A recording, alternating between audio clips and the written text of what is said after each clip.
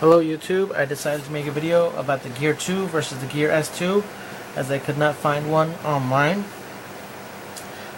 This is the Gear 2, this is the Gear S2 Classic. The Gear 2 is the SMR380, SMR735T. Okay, the Gear 2 is also sold as the Gear 2 Neo, and the Gear S2 is sold as the Gear S2, Gear S2 4G, Gear S2 Classic, and Gear S2 Classic 4G. The difference being that the Gear 2 Neo is more plasticky and doesn't have a camera or IR blaster, which is right here. Okay, the Gear S2 differences being the 4G GPS and the type of bezel and the type of band. This has a traditional band that you can change, and this has the this is the classic. The regular sport version, which looks a lot more rubbery and the bezel's different. On that version, the band is like proprietary. It snaps on, and you can't really just change it at a normal watch store. You have to buy a special band on eBay or Amazon or something. Okay, that's the big differences. Also, the 4G GPS are thicker, a lot more thicker here, and they're heavier. Okay, this is the heavier classic version, which has the GPS, 4G, and NFC capability. Okay, I think the NFC stuff is a little different. You have to look it up yourself, because I think the plain version might have NFC also. So look it up yourselves. This is considered more of a companion device accessory. The regular versions of this that don't have the microphone are also considered companion devices / accessories, except be careful of what you're buying, because the companion device versions of these, since they don't have a mic, you cannot accept or make phone calls directly from the watch. Okay? The prerequisites for these guys are the regular, the phone has to be Samsung, number one, Samsung, and have 1.5 gigabytes of RAM and have at least KitKat on it, and that's about it. This 1.5 gigabytes of RAM, KitKat, and almost any Android device. And I believe some iPhone compatibility as well. Depends on the iPhone. Look it up. But this has some iPhone compatibility and almost any Android device with at least 1.5 gigabytes of RAM, KitKat. Sizes: 1.63, 1.2. Okay, 302 PPI on this guy, 278 PPI on this guy. Band sizes: this is not the original band. I bought it kind of aftermarket, but it is Samsung. It's got that engraving here, genuine leather, and this is 22 millimeters, 20 millimeters. This is what came out the box, a 20 millimeter band. Okay, I like this band better because it has the branding here, but this is very comparable. I don't like the two colors here, but very comparable. This is heavier because it's got all the internals, lighter. The screen is actually bigger here though than this, and I feel it's more maneuverable. Okay, this is a little archaic looking, a little more modern with the roundness and all that stuff. The rotating bezel has a function. It does slide back and forth without your finger being in the way. Power button here is a multi-function guy that does multiple things.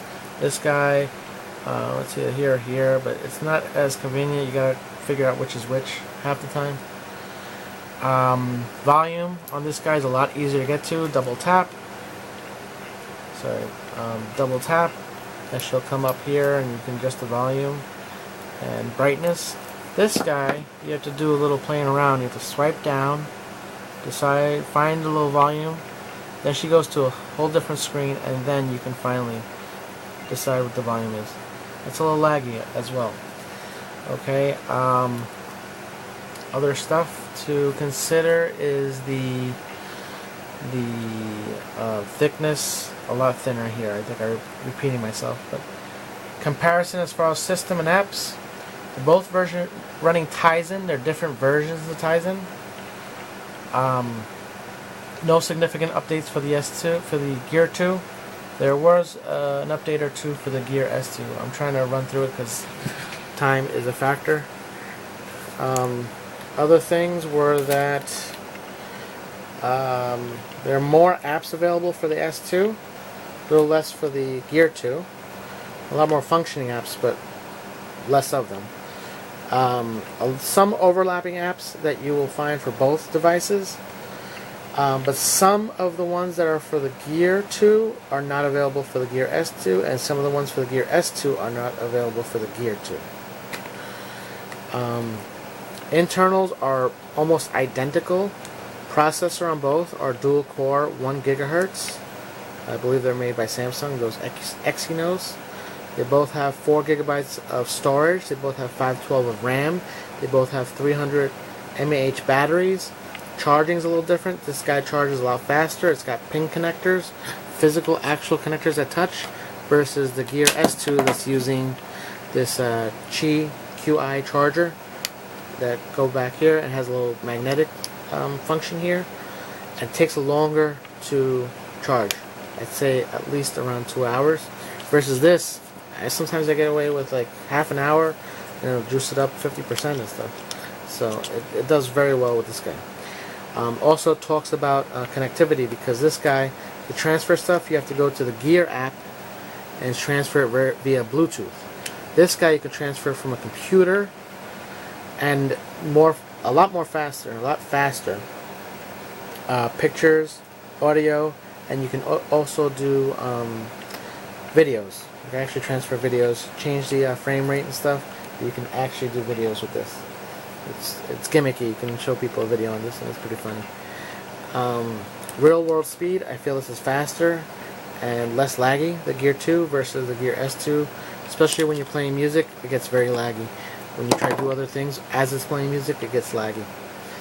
Okay, when you charge, of course you have to pay attention with this guy, because this tends to break on a lot of people, these little pins and the way it holds with plastic. So this guy is like a no-brainer, just on your table, click it on. I have one at home, work, and I have one in the car too. So unique, and you can't compare. You can't compare the fact that this guy has a camera and an infrared blaster. I like it a lot. Takes 15-second clips of video, and you can hack into it and do longer. The camera has shot and sound capability, 9 seconds of audio behind an image, which is a lot of fun. And it also, I gotta look at my notes, sorry. The infrared blaster, TV, DVD, cable box, air conditioner, which I really like. And the videos go automatically, and the pictures go automatically to your phone. So as soon as you snap a picture, as soon as you bounce out of that picture, it'll start transferring automatically via Bluetooth. And it does it pretty fast. Okay. This guy has things you can't compare with the regular Gear 2 because non-existent. Has embedded GPS, embedded SIM card, take phone calls, do call forwarding, things of that nature. You can be away from the phone or forget the phone, or decide to be adventurous and go away from the phone and just bring this out. You can forward the phone calls, text messages, and notifications, things of that nature. And overall, it could be a standalone device. Okay, it also has, because it has connectivity to the internet, you have YouTube and internet web browsing. If you're a runner, it's good for GPS. It has NFC, so you can have Samsung Pay, which I have issues with because you still have to show your card to show the security code, I found out, using this. And it's just the one extra step that you didn't have to take. You should have just taken out your card to start with. But anyway, the way they handle similar tasks, S-Voice works a lot better on the actual Gear 2 watch. It takes voice commands a lot better. It also does more with the functionality, meaning you could do calendar dates on it, or schedule, or tasks. You could talk right to it, and it'll do these things for you. The way they handle incoming calls is easier to quiet your device and the phone with this guy, because you just push one button and it just doesn't send it to voicemail, it just lets it ring quietly. Versus this thing where it's a little more difficult. You have to figure out which button is which, and I think it's like a double tap function. As far as answering the phone call, this guy works a little better because for some reason the sensitivity is a little higher on that phone call, where you swipe left or right and then it'll either answer or reject the phone call. This guy does the same thing, except for some reason I have to press a little harder on this. Gestures, this thing has a lot more gestures, the Gear 2. Double tap brings you to this menu for volume and brightness. And on this guy, to do the volume, I don't know if I'm repeating myself, but you have to go to here, press the volume, and then another screen volume. That really ticks me off. And other things, you have to swipe down and go to the brightness. It's like one extra thing, and then it goes to another screen and do this. Versus here, where I want to do either one, and I double tap, and it's not a tiny little icon, it's just right there. Okay. Heat, this guy actually noticeable. It gets warm to hot depending on how much stuff you have on. GPS, if you're using the 4G, if you're using NFC. This guy never gets hot. Very rarely, ever. Okay. What else do I have? Maps. This guy, you have to download Here Maps, which used to be Nokia, for it to work. You have to download it not only on the device, but you also have to download it on the phone.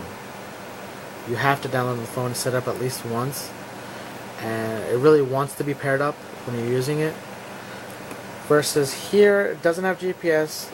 It's a companion app. It's called Gear to Navigation on the Galaxy device, Samsung device. But if you keep them paired up, it'll actually tell you what the next move is and tell you how long to the next move and still give you your time. And I feel it's more accurate than this, because I have no confidence on this GPS, to be honest with you. Power saving mode, I think there is a power saving mode on the Gear S2, excuse me. I haven't seen a power saving mode on this guy. I think it goes to grayscale on the S2. Okay, device pairing, it pairs up with only Galaxy devices. This guy pairs up with any device that has at least 1.5 gigabytes of RAM and 4.4 KitKat or better. Also, I can pair more than one device at a time. So when it pairs up to this device or to my Note or to my Sony or whatever it is, she'll remember the settings and it does a light reset. I won't lose the data. I will not lose the music or pictures. It'll just reset and have the settings to which I had last had them. Versus this, if I switch to another Samsung phone, my Notes or something, this guy will lose all the pictures and lose all the music. They'll start fresh from start, which is kind of frustrating. That's why I bought myself another watch, so I can have it paired up exclusively to one Samsung device. It's kind of frustrating because you lose all your music, you have to start all over and do all that stuff. This Bluetooth connectivity I feel is a lot better. This guy I lose connection for no reason sometimes. And then I'll try to figure out why it's not connected. And it's more stable on the Gear 2. The heart rate monitor automatically takes heart rate stuff on this one from time to time. This one doesn't. I don't know if it's a setting, but I just noticed this one does. Social media, you'll get your Facebook messages and stuff, and you'll get a notification saying you have a message. Sometimes you can read it. This guy, if you download Chat Hub on the Gear S2, you can actually get the notification and respond to it. Okay. Other than that, this is not as noticeable as a smartwatch all the time. People just notice it, that it's lighting up from time to time. This is better if you want to be low key and just like people not know that you have a smartwatch on, if that's one of your priorities. Which was for me. That's why I got this to start with, and then I went backwards and got this guy because this guy has a lot more functionality. People know you have a smartwatch. I got a lot more compliments with this thing. I have these guys that I put on it sometimes that fit on here for, it makes it look really nice. It's all silvery and stuff. That goes on pretty easily. It's got the adjustable band here. But that's something to think about. Let me see what I missed here. The RL Blaster I think I talked about, the S-Voice stuff. Bluetooth headphones, for some reason, when I'm using the Gear S2 with the device, and I have Bluetooth headphones hooked up at the same time, the device will sometimes get confused, even the Galaxy devices, and not know if I wanna listen to it with my headphones or this, or sometimes it won't even show headphones being available because this thing is hooked up. It almost like forces you to use this thing instead of having options. This guy, the Gear 2, I don't get that issue. Not only will I get an incoming call from here and be able to choose to answer it here, but I also get a choice to answer it on my headphones. So I can press the headphone button and it'll go straight to my Bluetooth headset that I have on at the time. I think I talked about just about everything because I sped through it.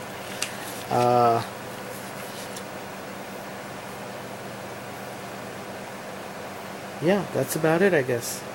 I just feel this is smoother if you want a real smartwatch experience that you can voice dictate to and have a lot more fun with. If, a big if, you have a Samsung device, it'll work flawlessly. I've spoken to it to the point where I could be walking, tell it to text someone and read the message out, have it repeat it back to me, and then send it without a glitch. And I don't have to speak really slowly either. This is good if you don't have a Samsung device, if you are a jogger, if you are the type of person that likes to switch devices a lot, which is kind of like me, but or you just don't have a Samsung device. You'd rather have an iPhone or you'd rather have some other type of phone. So this might be better for you. But if you had the choice and you have a Samsung device and you want to try out the gimmick of being able to do different things and take pictures and change channels on your TV or air conditioner or whatever, this is kind of fun. It's a lot of fun to play with. Okay, that's my review. Thank you. Have a good day.